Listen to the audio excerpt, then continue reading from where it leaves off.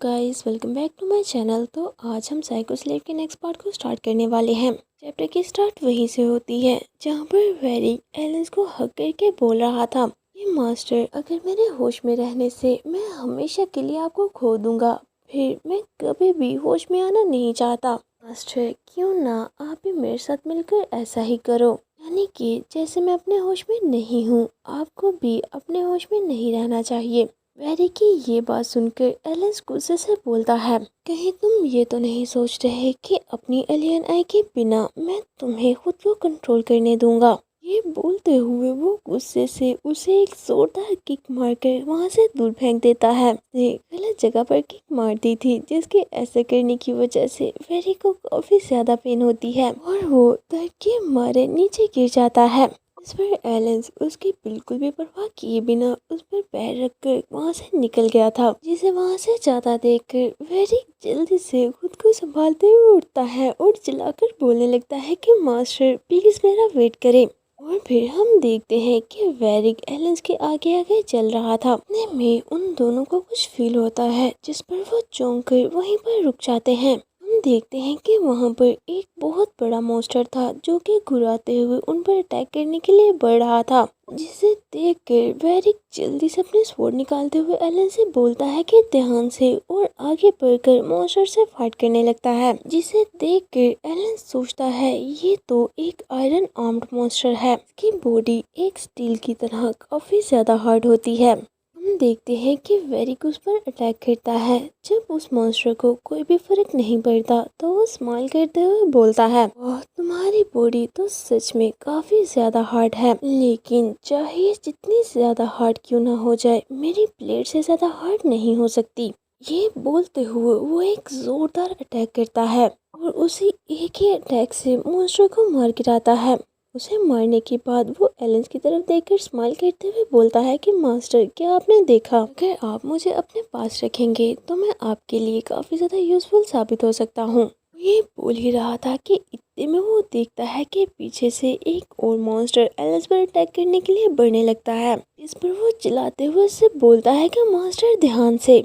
इस पर एलेंस भी जल्दी से मूव करते हुए एक छोटी सी लकड़ी उठाकर काफी कूल वे में उस मॉन्स्टर की आंख में मार देता है और बोलता है, चाहे तुम्हारी बॉडी कितना ज्यादा हार्ड है, लेकिन तुम्हारी आइज उतना ही ज्यादा वीक है और यही तुम्हारी बॉडी की सबसे बड़ी वीकनेस है।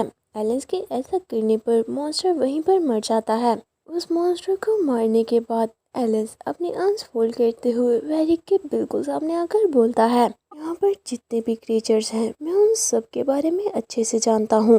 क्या तुम्हें अभी भी लगता है कि मुझे तुम्हारी प्रोटेक्शन की जरूरत है? ये बात सुनकर वेरिक सैड होते हुए बोलता है, नहीं।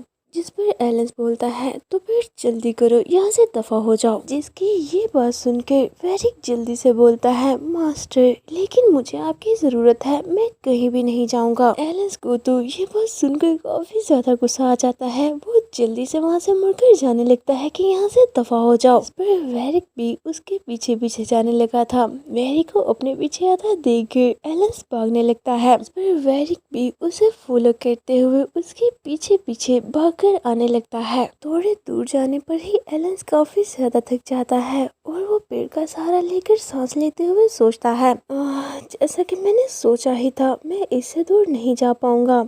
सच में इसका स्टेमिना बहुत ज्यादा है। एलेंस के ऐसे रुकने पर वेरिक तो बड़ी सी स्माइल करते हुए बोलता है, मास्टर क्या आप भागते हुए थक चुके हैं? क्या आप चाहते हैं कि मैं आपको उठा लूं? ओह वेरिक, वो तुम्हारे साथ क्यों ही जाएगा, वो तो तुमसे ही दूर भाग रहा है। एलेंस को ये पता लग चुका था कि वो ऐसे ही वेरिक से पीछा नहीं छुड़ा पाएगा और चलते हुए उसे अपने सामने मकड़ी के बहुत बड़े बड़े जाले नजर आते हैं। जिस पर वो वेरिक से बोलता है कि मुझे ये जाले बहुत बुरे लगते हैं, जाओ जाकर मेरे लिए रास्ता साफ करो। जिस पर वेरिक बड़ी सी स्माइल करके यस बोलकर आगे बढ़ जाता है और जालों को क्लीन करने लगता है। क्लीन करते हुए उसे अचानक से कुछ होने लगता है, जिस पर वो बोलता है, ये तो काफी अजीब है, अचानक से मुझे इतनी नींद क्यों आने लगी। ये बोलते ही उसकी आँखें बंद होती हैं और वो नीचे गिर जाता है। जिसे ऐसे गिरा देखकर एलन स्माइल करते हुए बोलता है, ये डंगन स्पाइडर के जाले थे, जिसके अंदर एक ऐसा टॉक्सिक होता है जिसकी वजह से लोग अनकॉन्शियस हो जाते हैं और फिर उसके क्लोज जाकर सर पर हाथ रखते हुए बोलता है, फिक्र मत करो, ये स्पाइडर सिर्फ इंसेक्ट ही खाता है, इसे इंसानों में कोई भी इंटरेस्ट नहीं है। जब तुम रिकवर हो जाओगे तो तुम यहाँ से वापस जा सकते हो। हम देखते हैं कि वेरिक अभी भी हल्का सा अपने कॉन्शियस में था। एलेंस की ये बात सुनकर वो रोते हुए बोलने लगता है कि नहीं, प्लीज मुझे छोड़कर मत जाओ। लेकिन एलेंस तो उसकी किसी भी बात को नहीं सुनता और उसे पूरी तरह से इग्नोर करते हुए वहाँ से जाने लगता है। हम देखते हैं कि होली चाइल्ड का वही क्रो उन दोनों पर नजर रखे हुए था।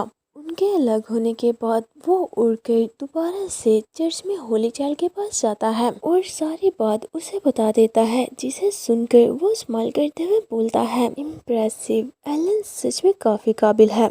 अपनी एलियन आई के बिना भी वो उस फूल से छुटकारा पाने में कामयाब हो गया। ऐसा लगता है कि टाइम आ चुका है, अब मुझे भी अपना गिफ्ट उन्हें दिखा देना चाहिए। इसके बाद हम उसी क्रो को देखते हैं जिसके मुंह में एक छोटी सी बोतल थी जिसमें कुछ तो था। वो उसे लाकर स्पाइडर के ऊपर फेंक देता है। स्पाइडर को लगते ही टूट जाती है, उसमें मुझे सारा लिक्विड उस पर गिर जाता है। लिक्विड के डलते ही उसे कुछ तो होता है और वो काफी ज्यादा एग्रेसिव हो जाती है। उसकी आईज पूरी तरह से रेड हो चुकी थी और वो अजीबोगरीब आवाजें निकालते हुए वेरी की तरफ जाने लगती है।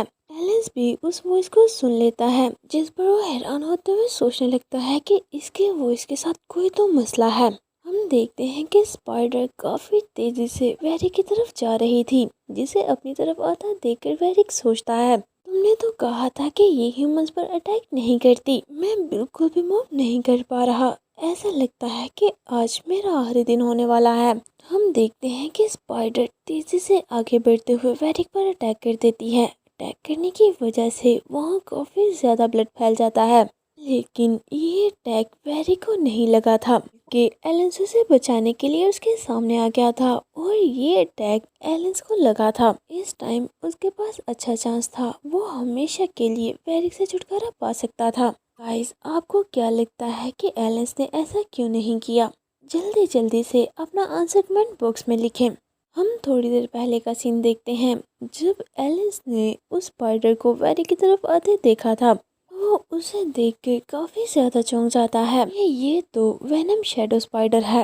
अभी जब मैंने इसे देखा था तब तो ये बिल्कुल हार्मलेस एक डंकन स्पाइडर लग रही थी। ये सिचुएशन बिल्कुल भी ठीक नहीं लग रही और जब वो देखता है कि स्पाइडर वेरिक पर अटैक करने वाली है तो वो काफी ज्यादा घबरा जाता है और जल्दी से उसे बचाने के लिए उन दोनों के दरमियान आ चुका था। अटैक लगने की वजह से उसे काफी ज्यादा पेन होती है। वो सोचता है कि वेनम स्पाइडर का सबसे वीक पार्ट उसके जॉइंट्स हैं। ये सोचते ही वो स्पाइडर के जॉइंट्स पर एक जोरदार अटैक कर देता है, जिसकी वजह से उसकी एक टांग टूट जाती है और वो स्पाइडर दर्द के मारे चिल्लाते हुए वहाँ से भाग जाती है। उसके जाने के बाद वो अपने शोल्डर पर हाथ रखते हुए नीचे गिर जाता है। उसे इस टाइम काफी ज्यादा पेन हो रही थी और साथ ही साथ काफी ज्यादा ब्लीडिंग भी हुई थी। ऐसा करने की वजह से उसका पूरा हाथ ब्लड से भर जाता है। फिर हम थोड़ी देर बाद का सीन देखते हैं जहाँ पर वेरिक अनकॉन्शियस होते हुए बोलने लगता है, नहीं मत जाएं, मुझे छोड़कर मत जाएं। ये बोलते हुए वो अचानक ही जल्दी से मास्टर चलाते हुए उठकर बैठ जाता है। वो इस टाइम बुरी तरह से हाँफ रहा था। इतने में उसकी नजर अपने सामने बैठे एलेंस पर पड़ती है। एलेंस ने उसके शॉल के साथ खुद को पूरी तरह से कवर कर रखा था। वो उसे देखकर पूछता है कि क्या तुम उठ गए, जिसे अपने सामने देखकर वेरी को काफी अच्छा लगता है। वो बड़ी सी स्माइल करते हुए बोलता है, कहीं मैं कोई ड्रीम तो नहीं देख रहा मास्टर, क्या सच में आप मुझे छोड़कर नहीं गए हैं? जिस पर एलेंस उसकी तरफ देखते हुए बोलता है, नहीं ये कोई ड्रीम नहीं है। वेरी जल्दी से उसके पास आ जाता है, तो जो इससे पहले हुआ क्या वो भी कोई एलियन नहीं था? क्या सच में मास्टर ने मेरी जान बचाई है? ये बोलते हुए वो पूरी तरह से रोने लगता है। मुझे लगता था कि मास्टर मुझे कभी भी माफ नहीं करेंगे। जिसे ऐसे रोता देखकर एलिस इरिटेट होते हुए एक हैंकी उसके मुंह पर मारते हुए बोलता है, तुम तो कुछ ज्यादा ही रोते हो, ये बहुत गंदा लग रहा है, जल्दी से इसे साफ करो। लेकिन वेरिक तो अपना फेस क्लीन करने की बजाय हैंकी लेकर काफी क्यूट वे में उसे स्मेल करने लगता है। कि ये तो मास्टर की हैंकी है, इसमें मास्टर की सेंट है। जिसके ऐसा करने पर अब एलन खुद को और ज्यादा कंट्रोल नहीं कर पाता और वो गुस्से से उसके सर पर एक जोरदार पंच दे मारता है कि मैंने तो तुम्हें अपना फेस क्लीन करने का बोला था, तुम इसे स्मेल क्यों कर रहे हो। जिस पर वेरिक उसके क्लोज आते हुए बोलता है, लेकिन मास्टर पहले तो आप मुझसे डर रहे थे ना, और मुझे अपने बिल्कुल भी क्लोज नहीं आने दे रहे थे, इसी वजह से अब बस मुझे आपकी हैंकी के साथ ही गुजारा करना पड़ेगा। ये बोलते हुए उसकी नज़र अपने कोट पर पड़ती है, जिस पर वो हैरान होते हुए बोलता है, मास्टर आपने तो मेरा कोट पहना हुआ है, क्या अब आपको मेरी सेंट से और ज्यादा डर नहीं लगता। इस पर एलन जल्दी से पीछे हटते हुए बोलता है, क्या कहा मैं तुमसे डरता हूँ, मैं एक डिग्निफाइड लॉर्ड तुम्हारे जैसे एक डम डॉग से कैसे डर सकता हूँ। जिसे सुनकर वेरी को काफी अच्छा लगता है कि चलो शुक्र है कि अब मास्टर उससे नहीं डरते, और दोबारा से मास्टर के ऐसे एटीट्यूड को देखकर वो ब्लश करने लगा था और जल्दी से उसके सामने झुकते हुए बोलता है, आप मेरे लॉर्ड नहीं बल्कि मेरे किंग हैं। जब मैं यहाँ से वापस जाऊंगा तो मैं वही बोल ही रहा था कि इतने में एलेंस बोलता है, मैं अभी तुम्हारे साथ वापस नहीं जा सकता। इस पर वेरिक जल्दी से पूछता है कि क्यों। एलेंस बताता है कि मेरी बॉडी में जो कर्ज है होलिस्तान इसका फायदा उठा सकता है, मुझे इस कर्ज को खत्म करने का तरीका पता है, लेकिन ऐसा करने में टाइम लगेगा। इस वजह से तुम पहले वापस जाओ और होलिस्तान पर नजर रखो, जब मैं पूरी तरह से रिकवर हो जाऊंगा तो तब मैं तुम्हें ढूंढ लूंगा। जिस पर वेरिक बोलता है, लेकिन आपको ऐसे यहाँ पर अकेला छोड़कर मुझे बिल्कुल भी अच्छा नहीं लगेगा। वेरिक की ये बात सुनकर एलेंस उसके सर पर अपना हाथ रख देता है, जिसके ऐसा करने पर वेरिक चौंक जाता है। एलेंस स्माइल करके उसके सर पर पेट करते हुए बोलता है, अब तुम्हारे पास थ्रोन है, इसीलिए तुम्हें अपने किंग की ड्यूटीज पूरी करनी चाहिए। और फिर उसके क्लोज आते हुए बोलता है, मेरी बात ध्यान से सुनो, अब तुम्हें एक अच्छा किंग बनना है।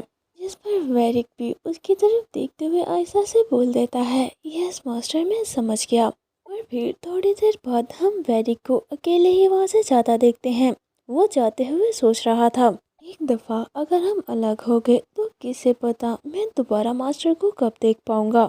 मास्टर मैं अभी अभी आपसे अलग हुआ हूँ और मैं साथ ही आपको मिस भी करने लगा हूँ। ये सोचते हुए वो दोबारा से उसकी हैंकी को स्मेल करने लगता है। दूसरी तरफ हम एलेंस को देखते हैं, जिसकी बॉडी से काफी ज्यादा ब्लीडिंग हो रही थी, और जब वो कफ करता है तो कफ करने की वजह से उसके मुंह से भी ब्लड आने लगा था। उसकी हालत काफी ज्यादा खराब थी। खुद की हालत देखते हुए वो सोचने लगता है कि मैं बिल्कुल भी इस चीज को एक्सेप्ट नहीं करना चाहता। मैंने यहाँ तक पहुँचने के लिए बहुत मेहनत की है, मुझे और भी बहुत कुछ करना है। इसके बाद सीन दोबारा से वेरी की तरफ शिफ्ट होता है, जहाँ पर वो एलेंस की हैंकी को स्मेल कर रहा था। स्मेल करते हुए अचानक से वो कुछ फील करता है, इसे फील करके वो काफी ज्यादा चौंक जाता है कि वेट, इस हैंकी पर हल्की हल्की मुझे ब्लड की स्मेल क्यों आ रही है। ये तो बिल्कुल भी ठीक नहीं लग रहा। वो फौरन ही तेजी से भागते हुए एलेंस के पास वापस आने लगता है, और जैसे ही वो एलिस के पास पहुंचता है तो वो देखता है कि उसकी हालत काफ़ी ज़्यादा खराब है और वो पेन में कराह रहा है। जिसकी ऐसी हालत देखकर वो काफ़ी ज़्यादा घबरा जाता है और जल्दी से मास्टर चिल्लाते हुए उसके पास जाने लगता है। तो इसी के साथ आज का ये चैप्टर यहीं पर एंड होता है। अगर आपने इस वीडियो को यहाँ तक देखा है तो प्लीज़ इसे लाइक ज़रूर करें और साथ ही साथ मेरे चैनल फन एक्सप्लेनेशन को सब्सक्राइब भी करें। तो चलिए मिलते हैं आपसे नेक्स्ट वीडियो में। Until next video, take care of yourself and bye bye.